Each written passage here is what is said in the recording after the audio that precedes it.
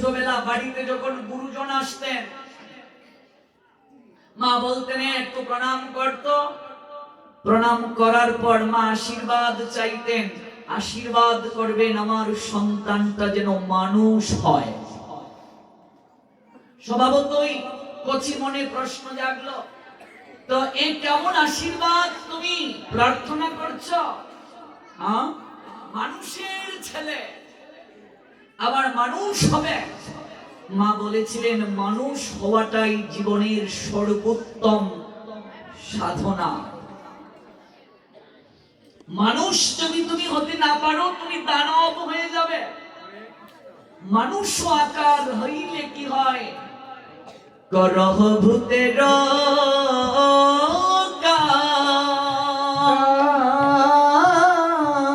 নহিলে বদনে, কেন না বলো শ্রীকৃষ্ণ গোবিন্দ নাম। শ্রীকৃষ্ণ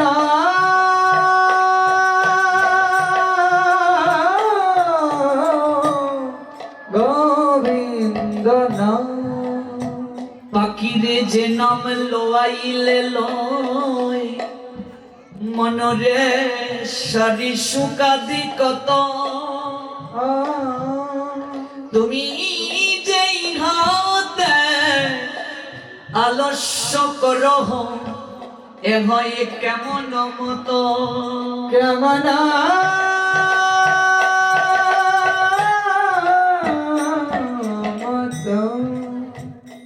বলছেন আমার থেকে শ্রেষ্ঠ কেউ নেই, এই সনাতন থেকে শ্রেষ্ঠ কিছু নাই।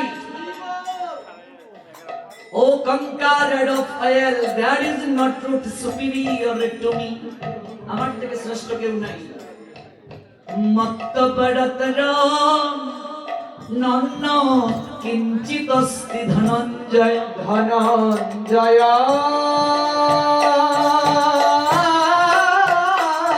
এই ধনঞ্জয় সূত্রে যেমন মণি সমূহ গাথা থাকে, তুমি একটা মালা বানাতে চাও, মনে করো মণি দিয়ে সুতো দরকার আছে কি নেই। সুতো যদি না থাকে মালা কখনো হবে না। ভগবান বলছেন সূত্রে যেমন মণি সমূহ গাথা থাকে, সাপস দিস ইজ পালস। পালস মানে মণি, মনে করো এগুলো মণি। সাপস দিস ইজ পালস, এগুলো মণি। আর সুতা ইংরেজি কি? থ্রেড। থ্রেড মানে সুতা। সূত্রে যেমন মণি সমূহ গাথা থাকে, হে ধনঞ্জয়, তেমনি এই জগতে যা কিছু দেখতে পাচ্ছ শুধু এই জগতে নয়। জগতে নয়, এটা তো জড় জগৎ, এর উপরে আছে চিন্ময় জগৎ। সকল কিছুই আমার মাঝে অতপ্রুত ভাবে জড়িত থাকে।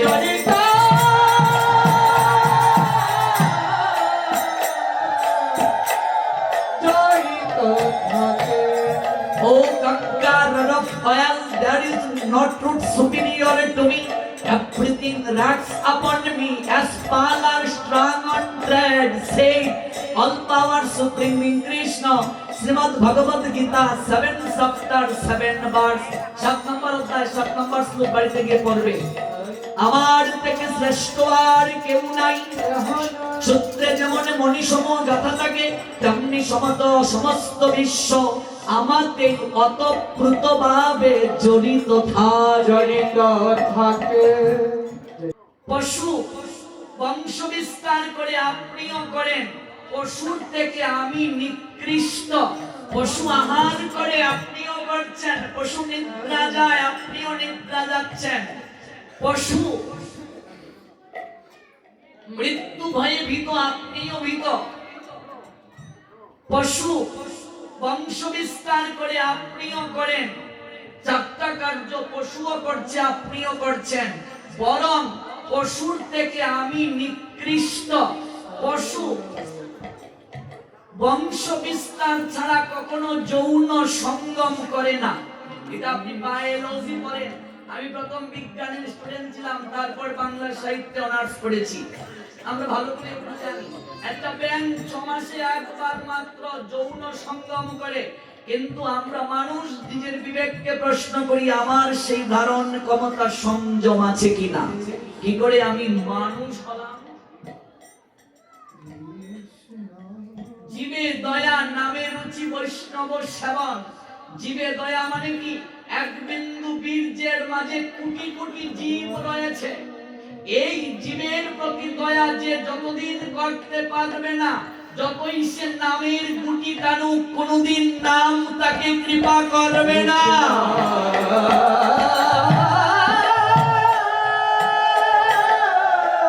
তাহলে ডাস্টবিনে অনাকাঙ্ক্ষিত সন্তান কেন?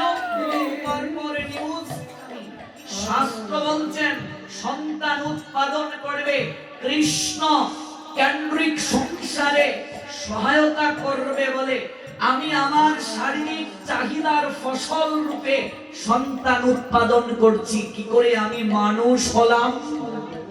আমাদের শাস্ত্রে মদ খাওয়া দূরের কথা, মদ যদি কেউ স্পর্শ করে তাকেও 3 দিন না খেয়ে সূর্যকে দর্শন করে প্রায়শ্চিত্ত করতে হয়।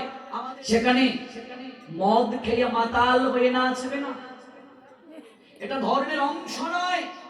আমাদের ধর্ম মদ খাওয়াকে সমর্থন করে না। যেমন ধার্মিক মুসলমানদের মদকে হারাম বলা হয়েছে, সুদকে হারাম বলা হয়েছে, তেমনি ভাবে আমাদের ধর্মেও বলা হয়েছে মদ খাওয়া দূরের কথা, ভালো করে অর্ণব শুনো, মদ খাওয়া দূরের কথা, নেশা করা দূরের কথা, কেউ যদি স্পর্শ করে তাহলেও তাকে 3 দিন না খেয়ে সূর্যকে দর্শন করে প্রায়শ্চিত্ত হয়। কেউ যদি মাদক গ্রহণ করে পূর্ব জন্মে তাকে শুকর হয়ে জন্মগ্রহণ করতে হয়। এই অপ্রাকৃত তত্ত্বগুলো জেনে যাও। অনেক কথা বলার ছিল, কিন্তু মনে হচ্ছে কিছুই যেন বলতে পারছি না। প্রথমটা জানার পার্থক্য। চুরির মা হওয়ার মাঝে গর্ব নাই, ডাকাতের মা হওয়ার মাঝে গর্ব নাই, কৃষ্ণ ভক্তের মা হওয়ার মাঝে গর্ব রয়েছে। জীবনের সবচেয়ে বড় প্রাপ্তি কি জানো মা? চুরির মা হওয়ার মাঝে গর্ব নাই, ডাকাতের মা হওয়ার মাঝে গর্ব নাই, কৃষ্ণ ভক্তের মা হওয়ার মাঝে গর্ব রয়েছে। এর থেকে শ্রেষ্ঠ প্রাপ্তি আর কিছু নাই। তুমিও রবে না, আমিও রব না, দুদিনের দেখা হবে। কিন্তু মনে রাখবে, এই জগতে কীর্তিমানের কোনদিন মৃত্যু হয় না।